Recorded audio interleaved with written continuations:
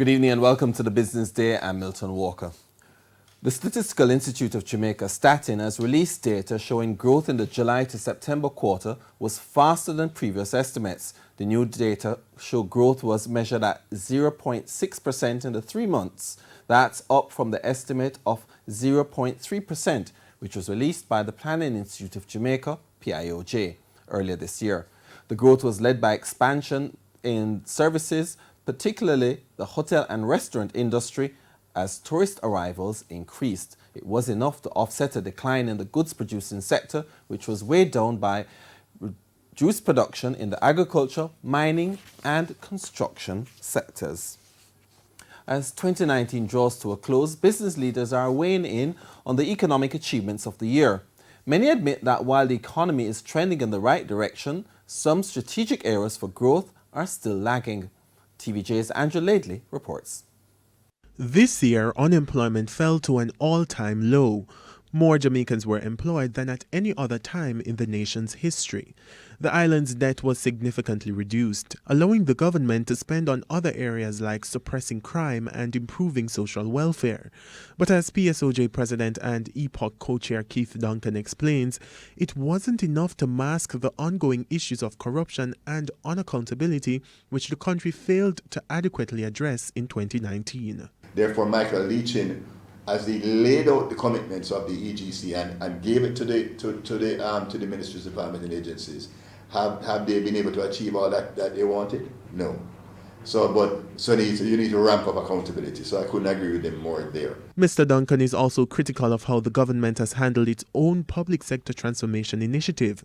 He argues that the fear of public backlash has resulted in the government moving sluggishly on key areas which now require immediate attention. Are we moving fast enough with public sector transformation? No. It was never has been a number one focus of the government, because it means dislocation, but it has to be done in a structured way. Those issues he noted were major contributors to the lower than expected growth observed throughout the year. Did we achieve the growth levels that we would want to have achieved? No.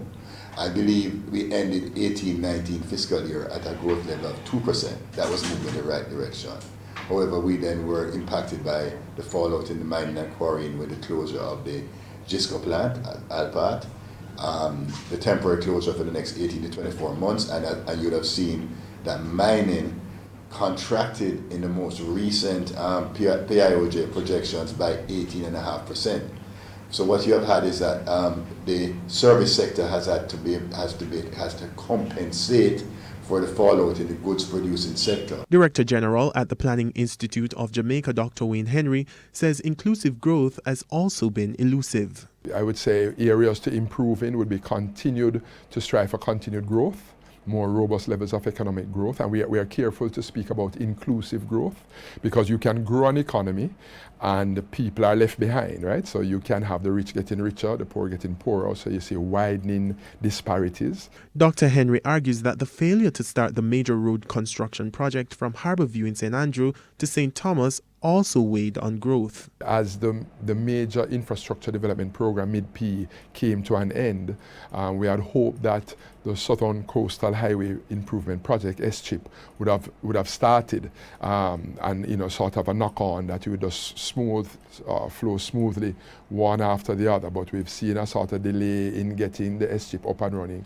So things are coming on stream now, but I think that part of the slowdown from the MID-P, the heavy activity slowing down, sort of depressed those growth numbers also. Aside from those issues, the business leaders agree that progress in the areas of doing business and strengthening the island's climate resilience brought the country one step closer to a sustainable future. Andrew Laidley, TVJ News. Currency trading ended today with the US dollar selling for $133.47. The Canadian dollar is selling for $100.69. Sterling cost $170.63, while the euro is going for $145.90.